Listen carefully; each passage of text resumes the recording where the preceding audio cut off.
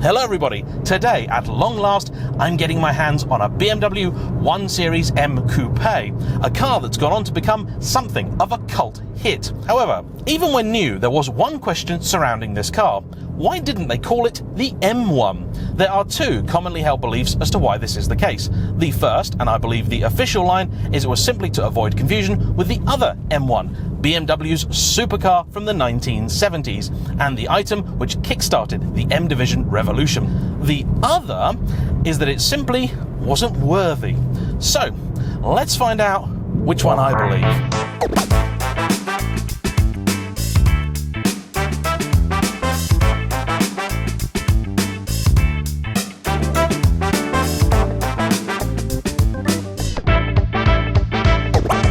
Even before its release, this was a car already generating some controversy, and not just for the unusual name BMW chose to give it. The moment the 1 Series was originally launched back in 2004, people began wondering if there was going to be an M version. Up until that point, no hatchback had ever worn the M badging, but in 2007 we got the Coupe. And the combination of small car with big power is a rather appealing one that's been around for about as long as we've had small cars and big power. It has produced some of history's most memorable vehicles, from the AC Cobra to the McLaren F1 and the Aston Martin V12 Vantage. At a quick glance, the 1 Series M Coupe, or as I'm going to call it from now on to save time, the 1M, seems to do an awful lot right. At the front, you've got a really aggressive looking bumper that gives this car a lot of attitude. That's helped by some massively engorged tracks, both front and rear. In fact, at the pointy end, it's extended by nearly 3 inches over the standard car and close to 2 at the back. The reasoning for the wider track is simple. This car's lifted an awful lot of its parts wholesale from the E92 M3, including, I believe, the entire rear subframe, suspension, brakes, the lot. Underlining the fact that this was, certainly to some, a proper M car is the fact you have quad exhausts at the back. Inside, it's still pretty much 1 Series Coupe, but there are a few touches that really do elevate it. Those include some Alcantara on the dash and the door cards with some nice orange stitching. You've also got dials that to me are more reminiscent of the E46 M3 than they are the E92. Also helping to please petrol heads was the fact that this car came only with a 6-speed manual gearbox. But the one part of this car that everybody felt was lacking is the engine, because this car received the exact same N54 3-litre straight-six twin-turbo as you would have found in the BMW Z4 S-Drive 35 of the time.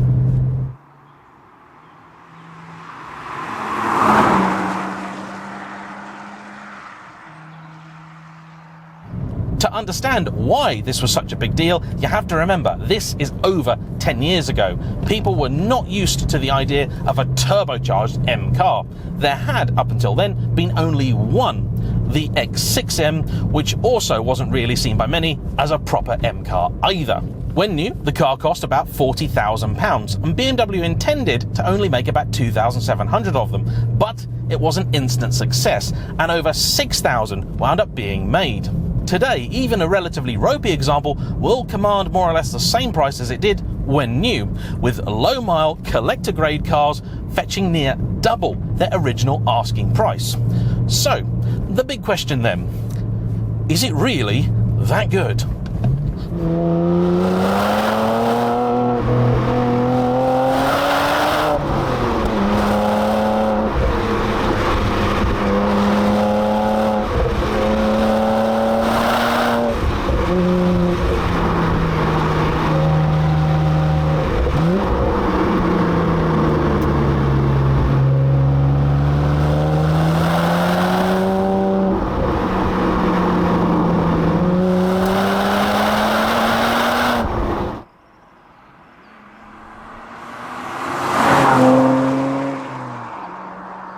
Well, dip me in gooseberry juice and call me Susan. BMW 1 Series M Coupe, do not pass go, do not collect £200, you can march straight to the top of my favourite BMW list. This thing is an absolute riot. And it needs to be because, as you may have noticed, it's not exactly the most subtle of things. I'm not talking about just the looks, but the fact it rides rather harshly. This does not have the adaptive dampers you could get in the M3 of the time, simply passive ones. The car is wearing relatively new Michelin Pilot Sport 4S tyres, and they are apparently already an improvement over the old Super Sports. Even still, the car is never cosseting. And in an M3, and certainly an M5, that would not be forgivable. But this is not either of those cars. This is the 1M. This is the scrappy-doo of the family. And I like it a lot.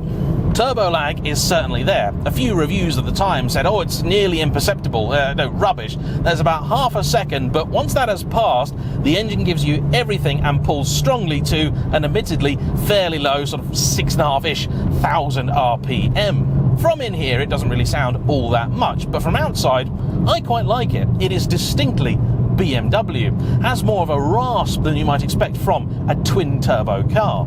That engine puts out allegedly just over 330 horsepower, just over 330 pound-foot of torque, but it does have an overboost function, which allows it to make 369 pound-feet. That's a nice round 500 newton-meters.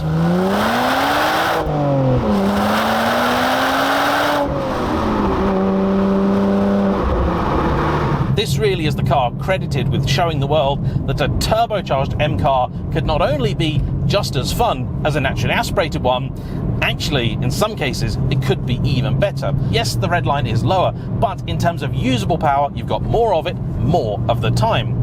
The steering is actually also rather good, and that surprises me because if there's one thing the 1 Series does not do well, it's steering. I'd be lying if I said it was bristling with feel and feedback, but it's got a good weighting to it. It gives me confidence. The turn-in is really quite nice, and it suits this car down to a T. You get it into a bend, and it does actually weight up. It does feel like it's doing something.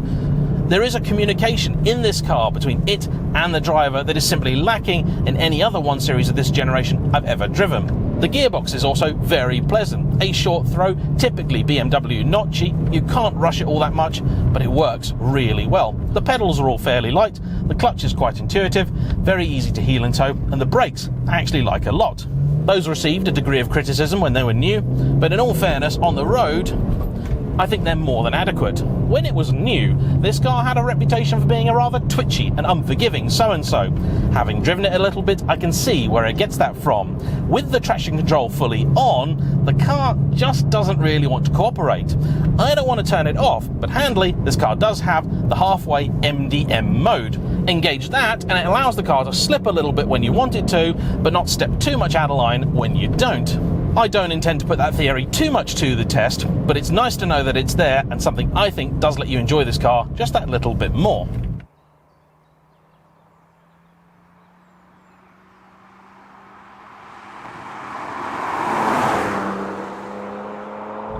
What's the turning circle like? Let's find out. Not that bad. Traction is really generally very good. That second gear, full beans. Yeah, once it passes 6,000 RPM, it does just lose interest. I can see why people say this isn't a proper M engine, but you cannot deny it does the business. By virtue of the fact it's also a tiny car, it's really easy to place, which is one of the reasons it's so much fun on roads like this.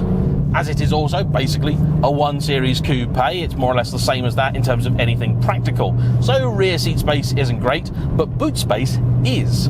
There are also just a few little things you notice in this car that do give it that vibe of being a bit of a tuner special almost, kind of skunkworks car. When you first start it and it's simply sat idling, there's a bit of an aggression to it. It doesn't sound like a normal classic BMW 6, certainly not if you're expecting a cooking one. Feels almost a little bit cammy, a little bit like a hotted up engine. That's rather nice. When we were doing the drive-bys, and Andy, this car's very kind owner, gave it the beans, puffed out a little bit of black smoke like a modified GTR.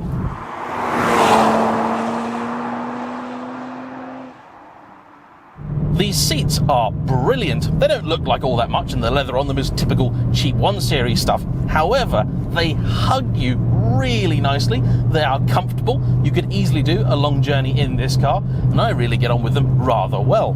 There is a sport setting for this car operated by the M button on the steering wheel, but all that actually does is make the throttle a little bit snappier. I don't really care for that sort of stuff. I'm perfectly happy with this car in normal mode. One of the few things that really does bug me about this interior is the center screen up top, which is orientated straight towards the passenger. Long gone is the day of the E36 where they don't really get to see any of the controls. That is upsetting because that's just BMW cutting costs.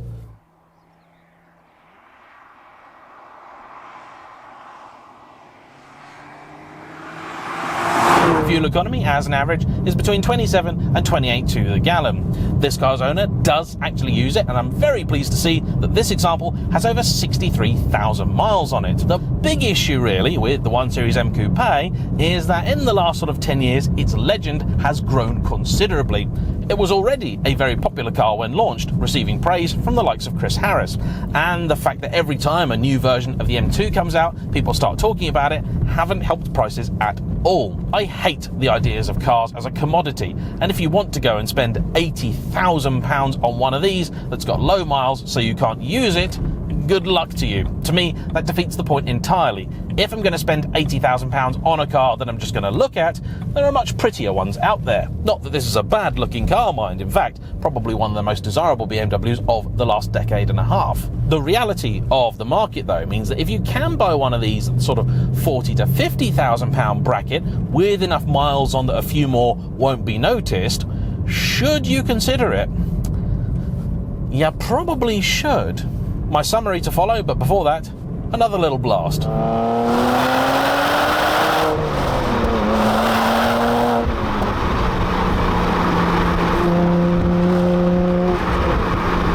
This is my suspension testing bit. How does the 1 Series M Coupe fare? Very good. Yep. Flying colours, in fact. The harder you drive this car, the better it gets. This road at 40 mile an hour in some cars can just beat you about. I was not doing 40 mile an hour there, and this took it brilliantly. In fact, as you pile on the speed, you'd almost call it supple. Not something you'd expect when you've only driven it at around 10 or 15 mile an hour. There were only ever 3 colours available for the 1M, this white, there was also a black, and the one most people remember is the Valencia orange, which I think looks rather spiffing. It has been a reasonably reliable car for Andy. He's had it now 4 years. In that time, the biggest issue he faced was a failed water pump, a classic BMW issue, and not 1M specific. Beyond that, it's just been general servicing, where it's not really particularly expensive, and he also spent a lot of money recently having all the geo done. One of the issues he encountered was the fact that the track rods were seized on, so they needed replacement. Again, for a car of this kind of age, which has spent time here in Britain, that's not something at all unusual.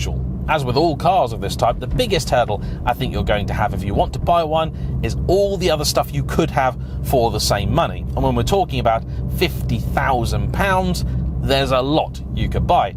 An Aston Martin V8 Vantage, a Jaguar F-Type, a Lotus Evora, a 911, a Cayman, so on, so forth. There's a plethora of Mercs, Audis, all sorts out there, all of which have their own fine qualities. I would, however, say that if you gave me a choice between the original M2 and this, it'd be Scrappy-Doo I go with every single time.